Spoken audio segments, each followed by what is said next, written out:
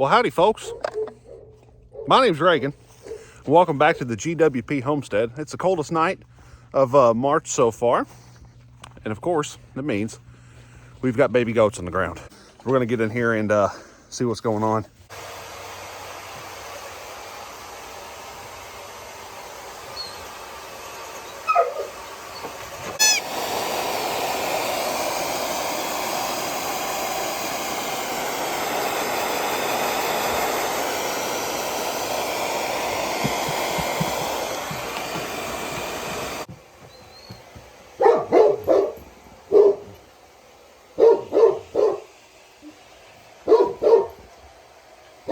Come on, get there. You're almost there. Get there. There you go. There we go. Virgil, you're okay. Good little one. Virgil next door is freaking out right now. I mean, he can smell everything. yeah, he's very upset or concerned, I guess, about new smells and new sounds over here. I mean, he's a livestock guardian dog. That's his job.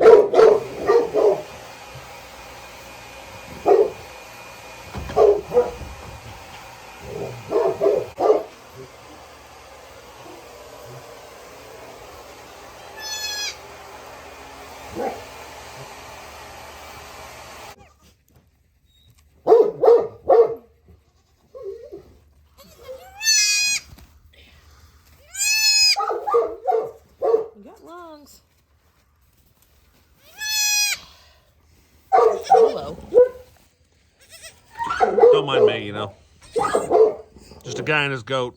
There we go. There Nope. we go. She's trying, or he's trying.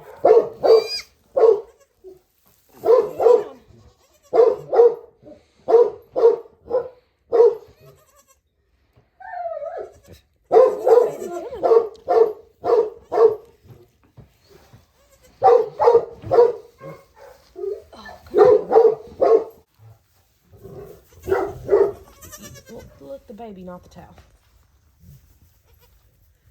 Let's try to recap as I'm sitting over here next door trying to keep the Omega hound from barking. He's concerned about his animals because obviously there was just a, special experience happened in the stall directly next door to him. Sorry. Whew. And so he's upset because one of his goats is, something's happened. But regardless. So Bonnie is our Kiko Savanna meat goat cross who has been bred to Benji, our Nigerian dwarf buck. Bonnie is here to be a lawnmower, basically a pet, right? And so she had a baby with our dairy goat buck just because, why not? Tonight is the coldest night in March. We had a string of really nice weather, interrupted by an inch of snow this morning, and it's like 25 right now. So we just knew, of course, those babies were going to come. They were going to come tonight, or maybe we thought even last night, but I come in here to do my nightly check, just make sure everybody's doing good, make sure Violet and her 3 babies are doing good, and staying warm since it was warm, and then it got cold. And I look over, and Bonnie is sitting by herself, which is strange. Normally she's accompanied by Juniper, her baby from last year, and she was not with her. And so I thought, that's kind of strange. Maybe she's about to have babies. Didn't even realize that there were fresh babies on the ground directly beside her until I walked over just to give her some pats and some encouragement.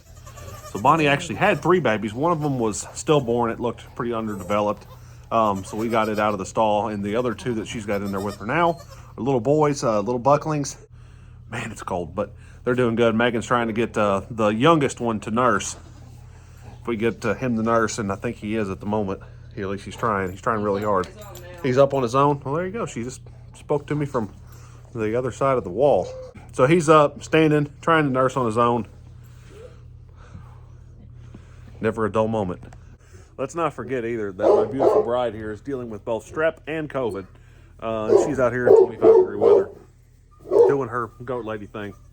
That's what we do. Take care of our stuff. Do our best to, at least.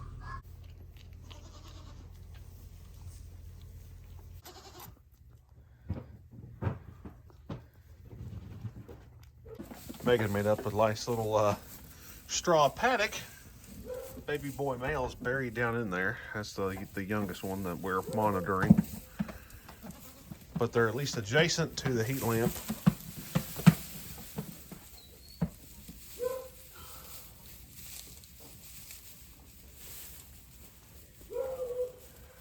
Give them some nice fresh bedding to lay down in.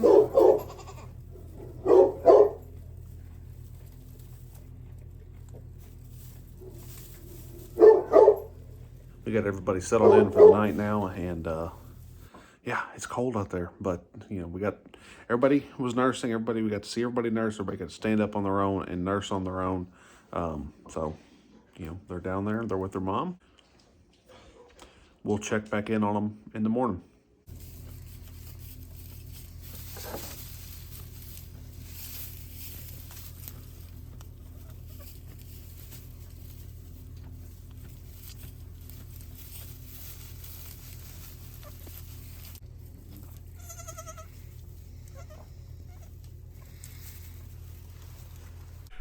Here we are, it's the next day, and a lot warmer today, and both of these little guys made it through the night. We were worried there for a minute. Ta-da!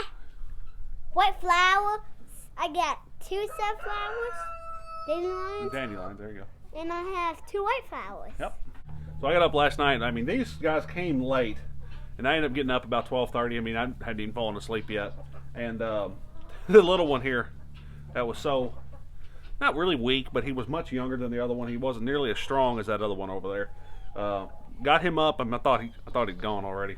But he got up and started nursing. He started, you know, making that goat sound. And his mom got up. He started nursing, and at that point on, I felt really, really good about where we stood. So looks like both of these guys are going to be a-okay. Yeah, he's peeing. That's a good sign. It's crazy when you start keeping animals, the things that you look for, and you're thinking, oh yeah, the little guy, he's peeing. Great. He's been getting enough to eat and drink. So, good things. You're staying out of that goat mineral, right? No, I just look do it. Okay. His little sister has a bad problem about playing in the goat mineral, doesn't she? Yep. But these little guys both are doing good, and yeah, the weather's going to be much nicer for the next few days, so hopefully we don't have to worry about them too much more. Of course, Violet's 3 next door are doing really well. And we have one die. Yes, and so we did have one stillborn. I think I mentioned that earlier. Keaton helped me bury that little guy this morning. It's unfortunate, you know, you hate to have to deal with something like that, but like I was telling him, that's part of what you do, and you know, we take really good care to, you know, show great respect to God's creation. These are all God's creatures, and we're just doing our best to keep up with them and to give them the best life that we can give them.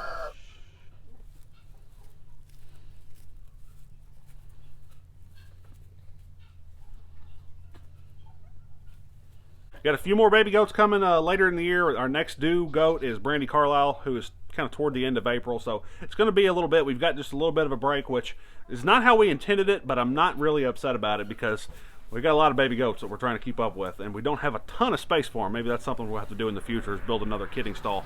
And with a fence over here, so when we want them to move over here, and when they want to come back over here, we close it up. Good idea.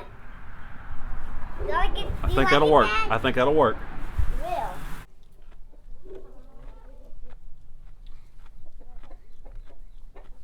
Over the next few days, we're going to be feeling on top of their heads for horn buds. They have a disbudding appointment later in the week. We went ahead and made that appointment at the vet. I don't have horns. You don't have horns? No. Okay, can't believe it. We've been feeling all this time, and you just don't even have horns. I know.